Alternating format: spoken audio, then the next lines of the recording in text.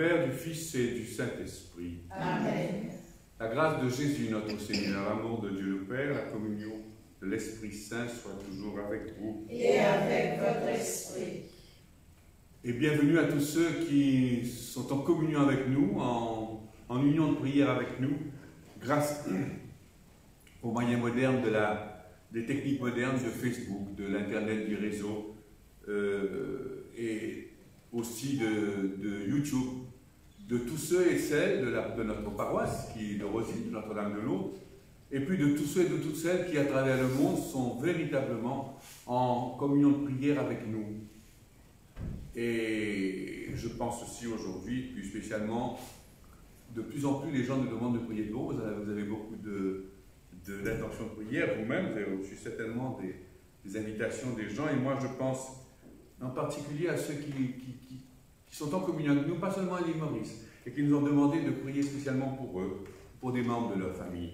Et je pense en particulier aujourd'hui à Jacqueline Georges, la famille Georges, Jacqueline qui est décédée aujourd'hui, il y a 2 ans, à Edmé Carré, qui est une paroissienne qui est morte cette nuit, et puis aussi à Sybille Georges, décédée il y a 2 ans. Et puis je pense également à aussi quelques personnes qui nous touchent de très près, encore qui continuent d'être pour nous des rappels de ces moments durs que nous vivons. Je repense au docteur Bruno Tchong, pour qui nous avons prié spécialement, et que des gens vraiment restent avec nous, unis dans la prière autour de ce départ bouleversant. Et puis aussi, moi je pense en particulier à mes amis Paula et Michael, dont la vieille mère est toujours en vie, tout en étant atteinte de ce virus. Je pense à Geneviève qui se bat pour sa vie, chaque jour avec des pronostics très pessimistes, mais qui continue de se battre. Et à toute sa famille qui sont suspendus à cet événement douloureux. Et puis je pense à tous ceux qui ont, à qui j'étais très proche pendant ces jours-ci, surtout, qui sont partis dans des conditions difficiles et avec qui on a pu prendre le temps de prier avec toute la famille. Je pense en particulier à Régis, à Rosemée, à Judy. Toutes ces personnes qui, là, sont justement, nous ramènent à une fois encore à cette fragilité, cette vulnérabilité qui est la nôtre. Alors tout cela autour de la messe aujourd'hui, nous avions la possibilité entre la messe du mercredi de la 3e semaine de Pâques ou alors un événement très important, une sainte très importante pour l'histoire de notre Église. Il y avait le choix, nous avons choisi, je vous propose de célébrer la messe de Sainte Catherine de Sienne. C'est la fête de Sainte Catherine de Sienne, qui est morte à 33 ans, qui est aujourd'hui nommée une des 4 femmes docteurs de l'Église. Une des 4 femmes docteurs de l'Église. Parmi les noms connus, il y a Sainte Thérèse de l'Enfant Jésus, il y a Sainte Thérèse d'Avila, mais Sainte Catherine de Sienne est très particulière. Non seulement elle est morte à 33 ans, elle est docteur de l'Église alors qu'elle ne savait même pas écrire et qu'elle ne connaissait pas le latin. Alors, à une période de notre vie où nous cherchons quelle est la place de la femme dans l'Église, alors c'est quand même tout cela est très étonnant. Et cette femme a joué un rôle important à un moment très dur au XIVe siècle, très très dur de la vie de l'Église, où il y avait un éclatement, une division, à cause des bagarres de l'histoire très lourde de notre Église, où le pape est allé se réfugier en France, avait quitté Rome, et grâce à elle, à sa prière, à tout le travail qu'elle a pu faire, à cette relation qu'elle avait spéciale avec le Seigneur, elle a pu faire revenir le papa. Alors voilà un petit peu ce qui nous motive aujourd'hui à prier particulièrement autour de la fête de cette grande sainte, Catherine de Sienne. Et puis je dois vous dire que Sienne, ça fait aussi partie de cette région d'Italie que j'aime beaucoup, la Toscane, qui est un petit peu aussi le pays de mon cœur. Alors en pensant à tout cela, nous prions les uns pour les autres, à toutes les intentions que nous avons rassemblées, et encore une fois, nous nous préparons à entrer dans cette Eucharistie, en commençant par reconnaître surtout la présence de Dieu, de sa compassion, de son amour pour les pécheurs que nous sommes. Il est question beaucoup de pécheurs aujourd'hui, dans la première lettre de Saint Jean. Eh bien, nous continuons de nous reconnaître pécheurs devant un Dieu qui ne demande qu'à nous aimer et à nous pardonner. Seigneur Jésus, envoyé par le Père pour guérir et sauver tous les hommes, prends pitié de nous. Seigneur, prends pitié. Seigneur, prends pitié. Ô Christ, mort sur la croix pour nous arracher à la mort et au péché, Ô Christ, prends pitié. Ô Christ, prends pitié. Seigneur, ressuscité plus fort que la mort pour nous ouvrir les chemins de la vie éternelle, Seigneur, prends pitié. Seigneur, prends pitié. que notre Dieu, dont l'amour est tout-puissant, nous fasse miséricorde, qu'il nous pardonne nos péchés, qu'il nous conduise à la vie éternelle. Amen. Et ensemble, toujours dans la gloire, dans cette lumière de la résurrection, nous disons gloire à Dieu au plus haut des cieux. Et paix sur la terre aux hommes qui l'aiment. Nous te louons, nous te bénissons, nous t'adorons, nous te glorifions, nous te rendons grâce pour ton immense gloire. Seigneur Dieu, Roi du ciel, Dieu le Père Tout-Puissant, Seigneur Fils unique de Jésus-Christ, Seigneur Dieu, agneau de Dieu, le Fils du Père, toi qui enlèves le péché du monde, prends pitié de nous. Toi qui enlèves le péché du monde, reçois notre prière. Toi qui es assis à la droite du Père, prends pitié de nous. Car toi seul es saint, toi seul es Seigneur, toi seul es le Très-Haut, Jésus-Christ, avec le Saint-Esprit, dans la gloire de Dieu le Père. Amen. Ensemble, prions Dieu notre Père. Dieu notre Père, tu as enflammé de ton amour le cœur de Sainte Catherine de Sienne en lui faisant contempler la passion de ton Fils Jésus-Christ et en l'appelant à servir l'Église d'une manière toute spéciale. Par sa prière aujourd'hui, accorde à ton peuple d'être unis au mystère du Christ pour se réjouir dans la découverte de sa gloire, manifestée en Jésus-Christ mort et ressuscité, vivant avec toi et l'Esprit Saint, Dieu pour les siècles des siècles. Amen.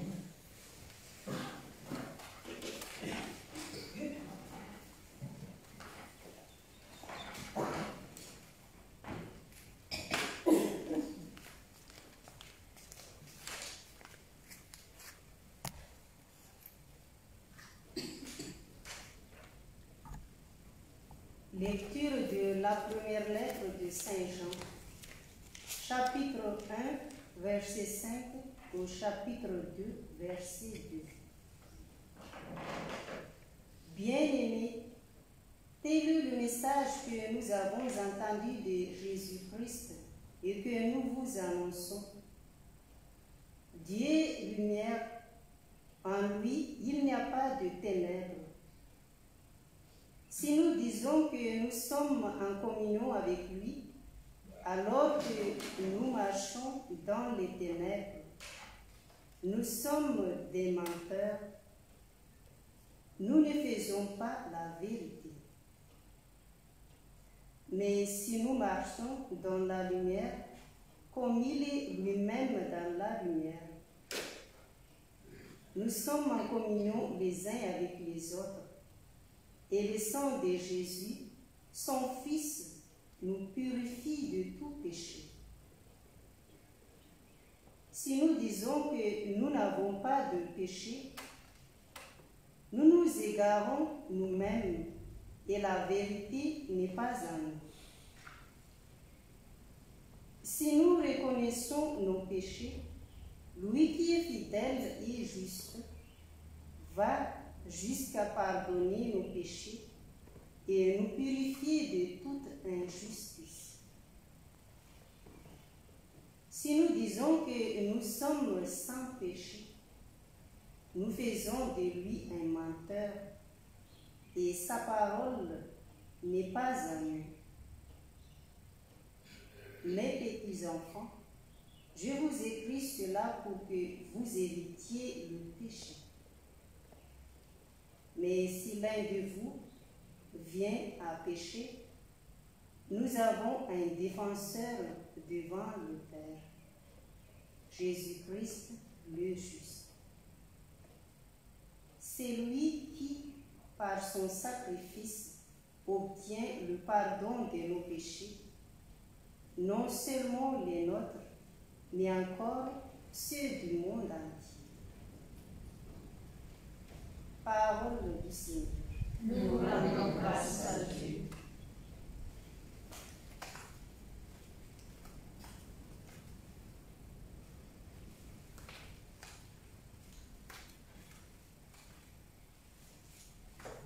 Nous allons méditer le psaume 102, le verset 1 à 2, 3 à 4, 8 à 9, 13 à 14, 17 à 18a. Bénis le Seigneur, mon âme, béni sois-tu, Seigneur. Bénis le Seigneur, mon âme. Béni sois-tu, Seigneur. Bénis le Seigneur, mon âme, bénis son nom très saint, tout mon être. Bénis le Seigneur, mon âme, n'oublie aucun de ses bienfaits, car il pardonne toutes tes offenses et te guérit de toute maladie. Il réclame ta vie à la tombe et te couronne d'amour et de tendresse. Bénis le Seigneur, mon âme. Béni sois-tu, Seigneur. Le Seigneur est tendresse et pitié, lent à la colère et plein d'amour. Il n'est pas pour toujours en procès et ne maintient pas ses reproches. Bénis le Seigneur, mon âme. Béni sois-tu, Seigneur. Comme la tendresse du Père pour ses fils, la tendresse du Seigneur pour qui le craint. Il sait de quoi nous sommes pétris, il se souvient que nous sommes poussière. Mais l'amour du Seigneur pour ceux qui le craignent est de toujours à toujours. Sa justice pour les enfants de leurs enfants, pour ceux qui gardent son alliance. Bénis le Seigneur, mon âme. Béni sois-tu, Seigneur.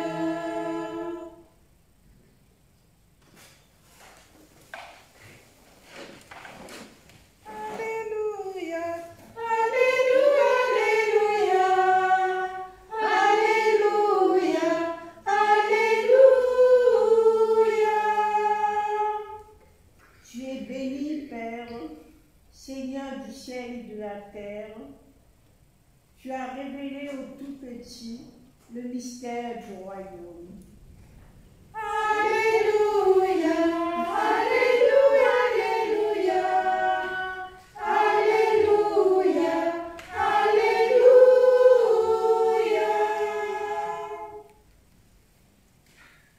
Le Seigneur soit avec vous. Et avec votre esprit. Évangile de Jésus-Christ selon saint Matthieu, Gloire à toi, Seigneur. au chapitre 11, versets 25 à 30. En ce temps-là, Jésus prit la parole et dit : Père, Seigneur du ciel et de la terre, je proclame ta louange. Ce que tu as caché aux sages, aux savants, tu l'as révélé aux tout petits. Oui, Père, tu l'as voulu ainsi dans ta bienveillance. Tout m'a été remis par mon Père. Personne ne connaît le Fils sinon le Père. Et personne ne connaît le Père sinon le Fils et celui à qui le Fils veut le révéler. Venez à moi, vous tous qui peinez sous le poids du fardeau, et moi je vous procurerai le repos. Prenez sur vous mon joug, devenez mes disciples, car je suis doux et humble de cœur. Et vous trouverez le repos pour votre âme. Oui, mon joug est facile à porter, et mon fardeau est léger. Acclamons la parole de Dieu. Louange à toi, Seigneur Jésus.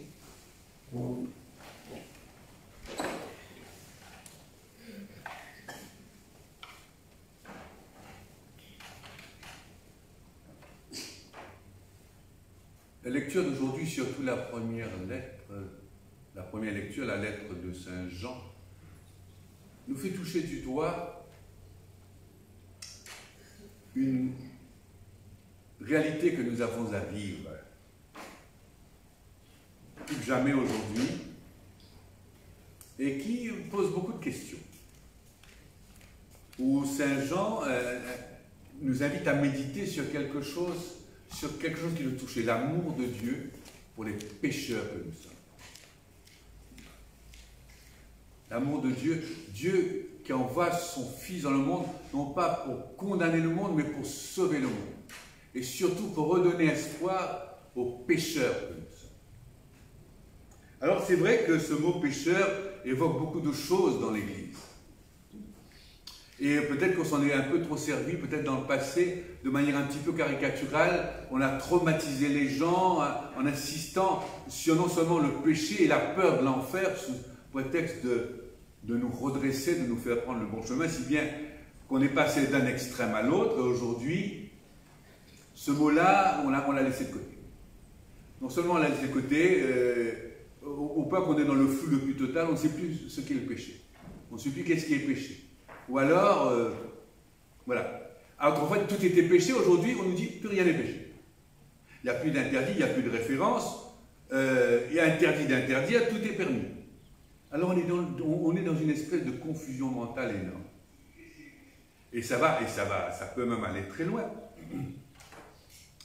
Je vois aujourd'hui que plein de choses, nous vivons autant de problèmes, de difficultés qu'autrefois, de discernement importé, mais on est dans une confusion totale, à force d'avoir perdu nos repères, où tout est permis, où il est interdit d'interdire, alors on ne sait plus comment définir le péché.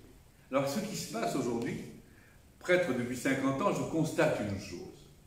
Beaucoup de gens, on a laissé de côté le confessionnal, parce que le confessionnal, là aussi c'était quelque chose, cette boîte rébarbative, on a laissé tout ça de côté, donc il n'y a plus de péché, il n'y a plus de pécheurs, on nous dit les gens ne se confessent plus ou peu, ce qui n'est pas tout à fait vrai, ils ne se confessent plus comme avant, selon le rituel classique avant les messes, mais par contre, nous avons de plus en plus de gens, je vois à l'île Maurice, qui se confessent dans d'autres moments, à d'autres moments, au bout de retraite, au bout de cheminement spirituel, des choses énormes, quand ils redécouvrent vraiment une véritable expérience de la rencontre de l'amour de Dieu, qui les éclaire sur ce qu'ils sont en train de vivre, et surtout ne pas avoir peur de reconnaître qui ils sont devant l'amour de Dieu. Car Dieu vient avec un amour spécial pour les pécheurs que nous sommes, et ça Saint Jean le dit.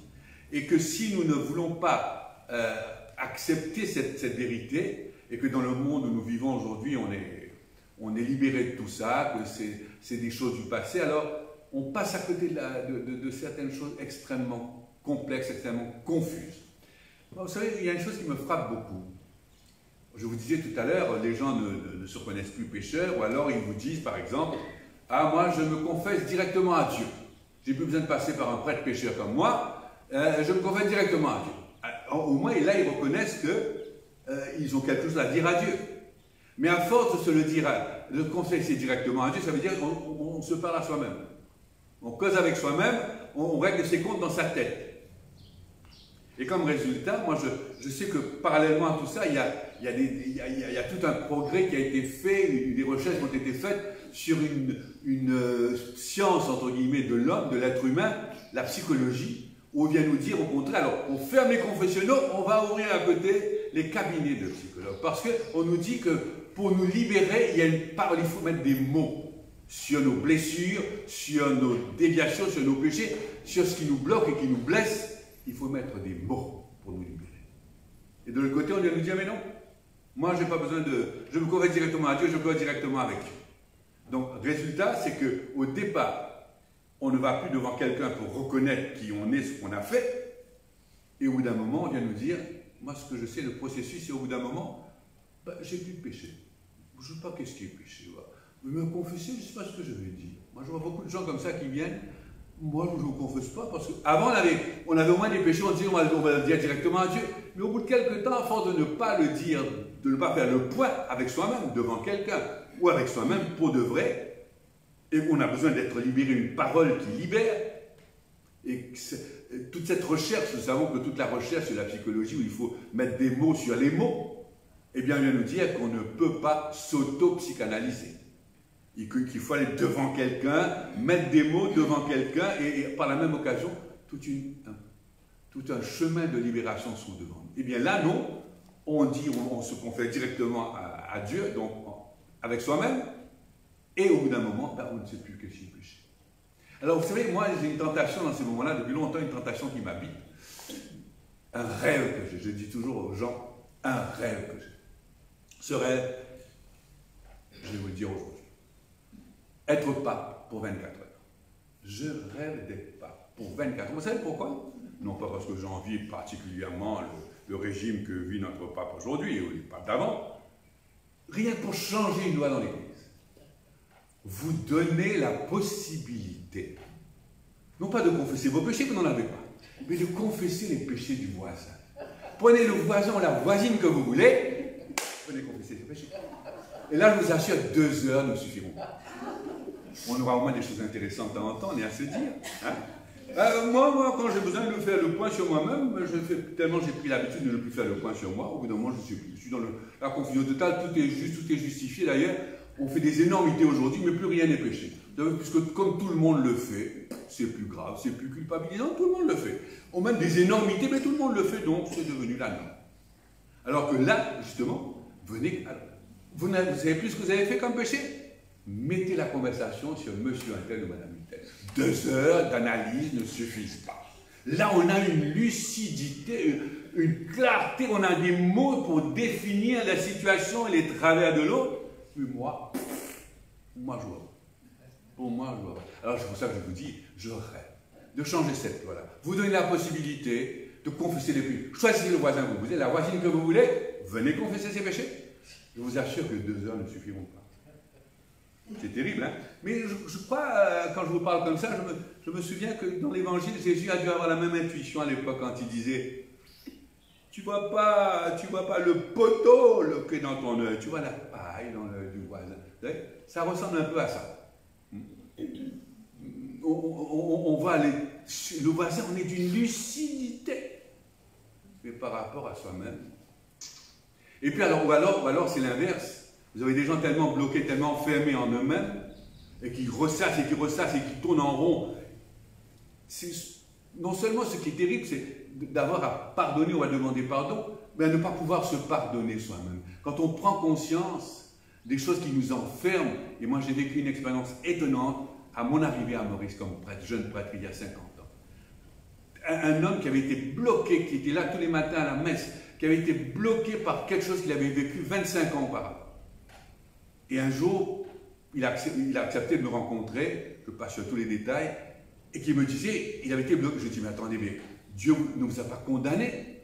Il aurait fallu que quelqu'un puisse vous dire que c'est vous qui vous condamnez. Il m'a dit, non, après ce que j'ai fait, vous savez, je dis, mais attendez, si vous étiez venu à moi, si vous étiez venu à quelqu'un, il aurait pu vous dire, c'est vous qui vous condamnez. Vous ne pouvez pas vous pardonner cette chose, Dieu vous a pardonné. Alors, voyez un peu tout ça. Se reconnaître pécheur et reconnaître que Dieu aime les pécheurs et est venu pour nous sauver, pour nous libérer. Alors dire que je n'ai pas péché sous prétexte que tout ça aujourd'hui c'est l'histoire ancienne, on est enfermé dans quelque chose qui va nous détruire. Nous et les autres autour de nous. Alors c'est un petit peu pour ça que je dis aujourd'hui, venir reconnaître avec Saint Jean, avec cette lecture qui nous est dite, et reconnaître, comme disait Saint Matthieu dans l'Évangile, hein, c'est pas révélé aux sages et aux savants, à ceux qui se croient au-dessus de tout ça, mais aux humbles, aux petits, qui se reconnaissent petits, humbles, vulnérables, fragiles, comme un enfant devant Dieu. Et quand on a ce cœur-là, eh bien là on peut accueillir l'immensité. C'est un cœur d'enfant, de simple, de pauvre, qui peut accueillir l'immensité de l'amour et du pardon de notre Dieu. Alors voilà ce que je nous souhaite aujourd'hui, dans ces temps d'épreuve où on se pose beaucoup de questions, où c'est aussi une occasion d'approfondissement spirituel pour beaucoup d'entre nous, et bien que nous puissions continuer de chercher dans ce sens. Et que l'Eucharistie que nous allons continuer de célébrer et qui vient nous rappeler jusqu'où est allé l'amour de Dieu pour les pécheurs que nous sommes, soit une occasion pour nous d'approfondir cette démarche les uns avec les autres.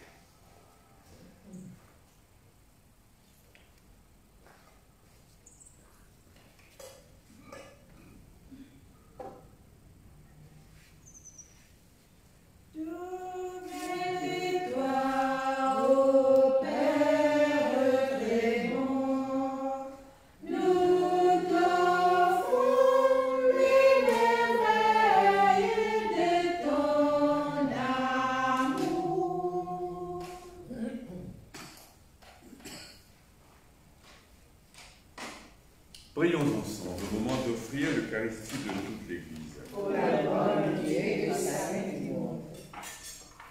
Accueille, Père très bon, le sacrifice de louange que nous t'offrons à la fête de Sainte Catherine de Sienne. Si nous écoutons ces enseignements, nous pourrons te rendre grâce avec plus de ferveur, par Jésus-Christ mort et ressuscité, vivant avec toi et avec nous, pour les siècles des siècles. Amen.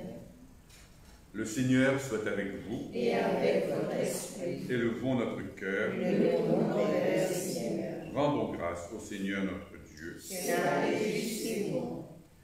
Oui, Père, il est juste, il est bon de te bénir, de te chanter toujours et partout. Mais plus spécialement quand nous sommes rassemblés comme ce soir autour de l'autel, autour de l'Eucharistie, pour te rendre grâce, pour toutes les merveilles de ton amour, de ta tendresse que tu nous révèles en Jésus-Christ, qui est allé jusqu'au bout de l'amour, pour nous montrer jusqu'où tu aimais les pécheurs que nous sommes. C'est pourquoi aujourd'hui, le cœur plein de reconnaissance, avec Sainte Catherine et tous les vivants qui sont auprès de toi, nous voulons te bénir et te chanter, en disant tous ensemble et d'une seule voix. Saint, Saint, Saint le Seigneur, Dieu de l'univers, le ciel et la terre sont remplis de ta gloire. Hosanna au plus haut des cieux, béni soit celui qui vient au nom du Seigneur. Hosanna au plus haut des cieux. Oui, Père très bon, tu es saint, tu peux sanctifier toutes choses, c'est pourquoi nous te prions d'envoyer ton Esprit Saint sur ce pain et ce vin, afin que le Christ Jésus réalise au milieu de nous la présence de son corps et de son sang. La veille de sa passion, au cours du dernier repas, il prit le pain en te rendant grâce et le bénit, le rompit, le donna à ses disciples en leur disant « Prenez, mangez-en tous, ceci est mon corps livré pour vous. » Corps du Christ livré pour nous. Corps du Christ livré pour nous.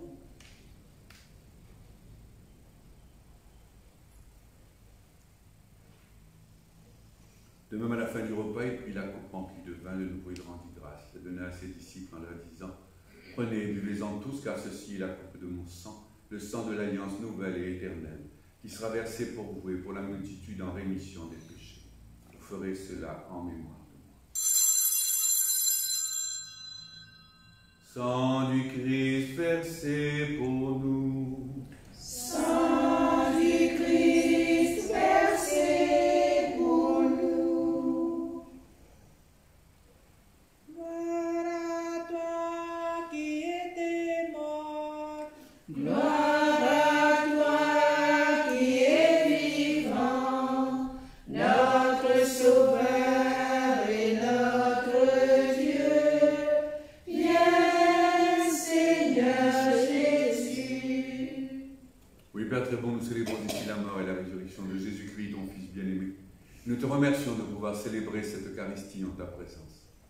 Nous t'en prions, donne-nous le corps et le sang de Jésus-Christ, pour qu'ensemble nous soyons son Église, son corps ressuscité. Nous te prions pour cette Église, pour notre Saint-Père le Pape François, l'évêque de Rome, pour notre cardinal Maurice, l'évêque de Portland, pour tous les chrétiens, pour les hommes et les femmes du monde entier, en particulier tous ceux et toutes celles qui ont été confiés ce soir à nos prières dans les intentions de cette messe.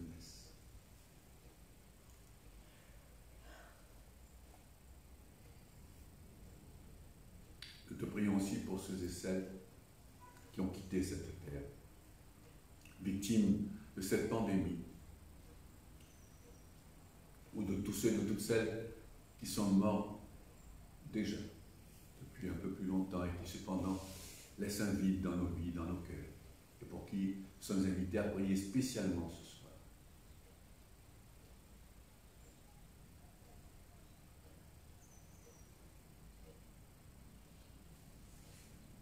Je pense en particulier à Jacqueline, à Émilie, à Sibylle, à Rosemée, Judy, Régis, tous ceux qui sont partis vers toi. Accueille-les dans ta lumière auprès de toi, là où nous espérons être rassemblés pour la fête éternelle que tu nous prépares. avec la Vierge Marie, la bienheureuse Mère de Dieu et notre Mère à tous, avec Saint Joseph, son époux, avec les apôtres et les saints qui ont vécu dans ton amitié, par Jésus-Christ, ton Fils bien-aimé. Par lui, avec lui et en lui, à toi, Dieu le Père Tout-Puissant, en l'unité du Saint-Esprit, tout honneur et toute gloire pour les siècles des siècles. Amen. Comme les enfants d'un même Père, rassemblés autour de l'autel dans un même esprit, avec les paroles mêmes de la prière de Jésus, ensemble nous disons « Notre Père, qui es aux cieux, que ton nom soit sanctifié, que ton règne vienne, que ta volonté soit faite sur la terre comme au ciel. Donne-nous aujourd'hui notre pain de ce jour. Pardonne-nous nos offenses, comme nous pardonnons aussi à ceux qui nous ont offensés. Et ne nous laisse pas entrer en tentation, mais délivre-nous du mal. car c'est à toi qu'appartiennent Le règne, la puissance et la gloire, pour les siècles des siècles. Oui, Père, délivre-nous de tout mal. Du mal que nous subissons, du mal que souvent nous provoquons nous-mêmes. Du mal qui toujours nous arrête, nous divise, nous amène à douter de toi, de ta bonté, de ta présence au milieu de nous. Renouvelle nos cœurs dans l'Esprit Saint, que cet Esprit Saint soit la source même de cette unité que nous ne savons plus refaire entre nous dans l'Église, de cette paix que nous ne savons pas bâtir par nous-mêmes, mais que Jésus-Christ ressuscité nous a promis. Cette paix qui nous réconcilie avec nous-mêmes, avec nos frères et nos sœurs séparés, et avec toi, Dieu notre Père. Cette paix que seuls connaissent tous ceux et toutes celles qui savent aimer, non pas avec un cœur arrogant et fier, mais avec un cœur de pauvre, un cœur de mendiant, un cœur de serviteur, comme Jésus lui-même nous a aimés, comme il nous aime à chaque Eucharistie, comme il nous aime spécialement ce soir rassemblés autour de cet autel. Oui, Seigneur Jésus, ne regarde pas nos péchés, regarde la foi de ton Église, regarde ton amour pour cette Église. Et pour que ta volonté s'accomplisse, donne-lui cette paix. Donne ta paix aux églises orientales, aux églises orthodoxes et à leurs patriarches. Donne ta paix aux églises issues de la réforme protestante et à la communion anglicane. Donne ta paix à toutes les églises évangéliques, aux assemblées chrétiennes qui invoquent ton nom et aux pasteurs de chacune de ces assemblées. Mets fin à notre division et conduis-nous pas à pas vers l'unité parfaite, de nos diversités enfin réconciliées, en toi-même qui t'es fait serviteur, qui t'est abaissé jusqu'à mourir sur une croix et qui est maintenant ressuscité plus fort que la mort pour nous garder dans l'unité d'une même Église, d'une même famille, d'un même amour pour les siècles des siècles. Amen. Que la paix du Seigneur soit toujours avec vous. Et avec votre esprit. Frères et sœurs, dans l'amour du Christ, vivons en paix les uns avec les autres.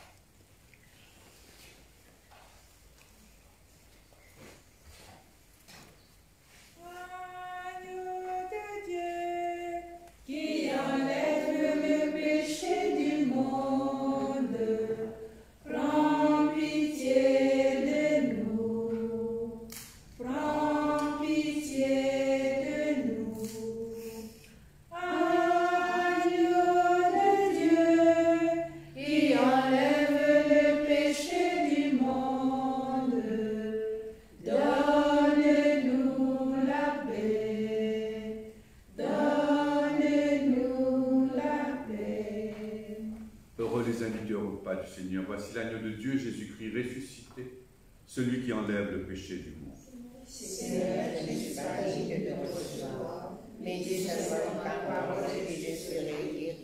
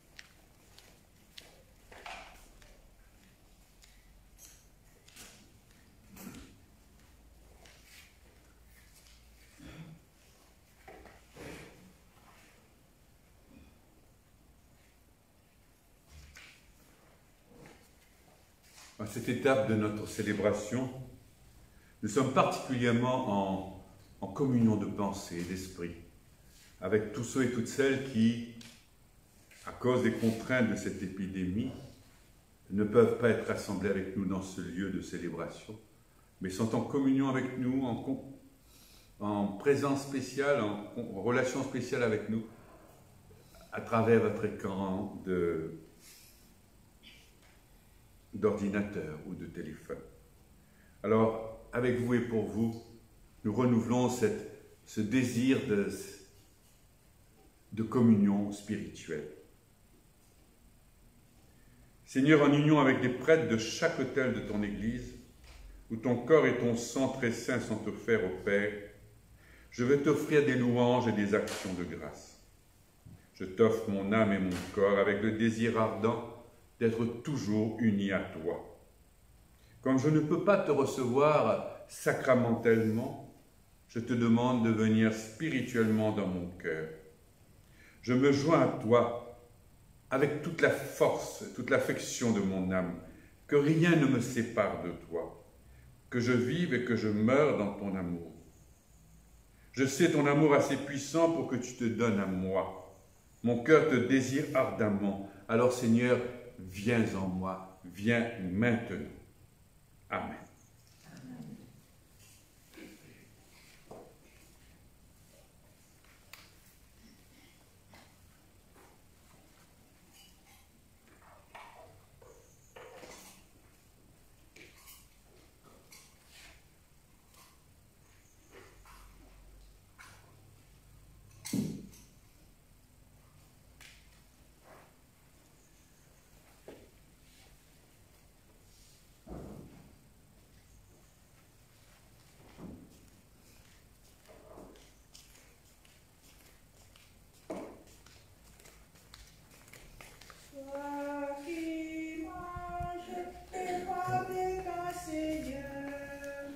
Et qui boit à la coupe de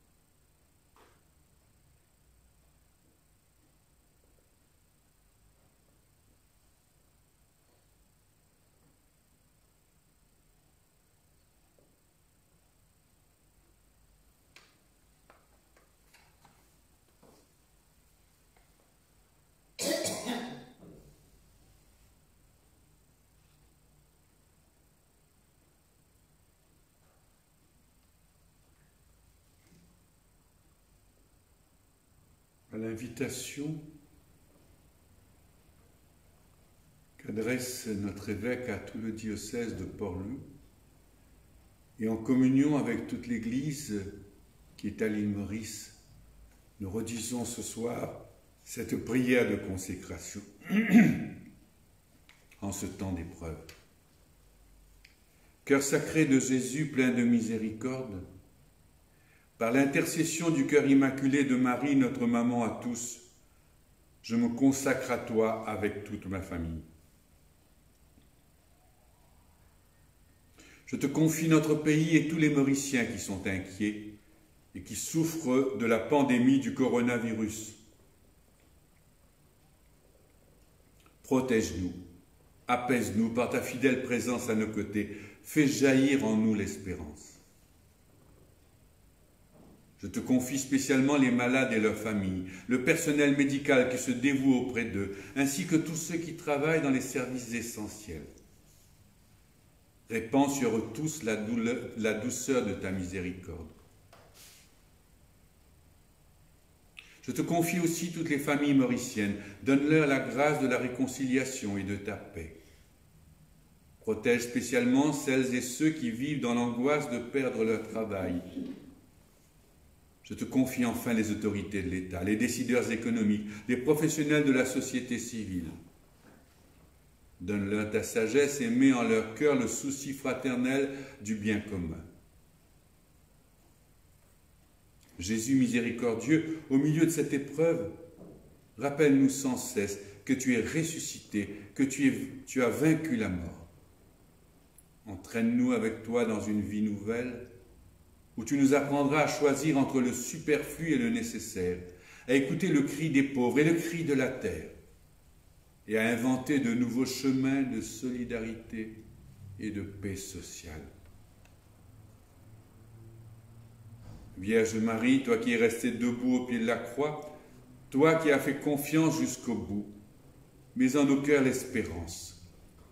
Vierge Marie, protège-nous, veille sur nous, prie pour nous. Père Laval, apôtre de l'île Maurice, intercède pour nous.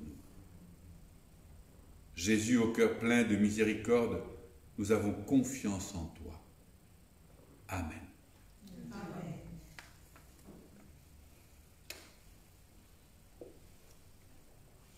Toi qui manges Les corps de ton Seigneur,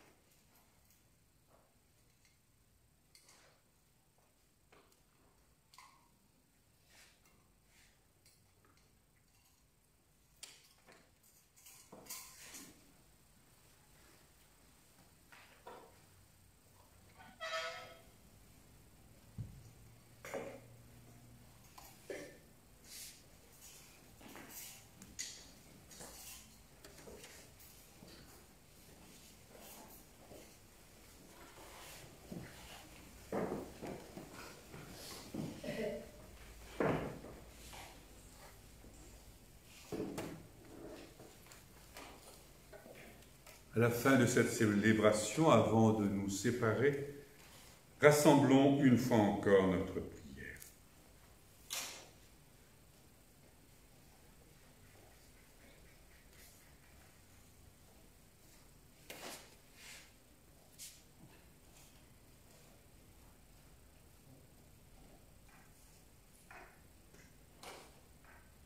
Que la vie éternelle nous soit donnée, Seigneur, grâce à cette Eucharistie qui nous a rassemblés. Puisque nous communions à la table du ciel où Sainte Catherine trouvait un aliment capable de soutenir aussi la vie de son corps. Qu'à notre tour au cœur de ces épreuves, nous sachions trouver dans cette nourriture la force pour continuer d'avancer et de grandir dans la confiance en toi, Dieu vivant pour les siècles des siècles. Amen. Le Seigneur soit avec vous. Et avec votre esprit. Que notre Dieu, dont l'amour est tout-puissant, nous bénisse, le Père, le Fils et le Saint-Esprit. Amen. Allons tous dans la paix et dans la joie du Christ. Alléluia, alléluia. Nous rendons grâce à Dieu. Alléluia, alléluia. Et voilà, nous sommes arrivés à la fin de cette Eucharistie, de cette célébration, de ce rendez-vous quotidien. Nous allons nous donner rendez-vous donc demain, à la même heure, à 17h. Je vous rappelle encore une fois que vous pouvez nous retrouver en direct, comme nous l'avons fait ce soir, sur la page Facebook de la paroisse Notre-Dame de Lourdes, et que vous pouvez retrouver cette célébration maintenant toujours sur cette même page, et aussi également dans quelques minutes relayée par le YouTube du studio Capable. Voilà, à tous, bonsoir et à demain. Tu nous appelles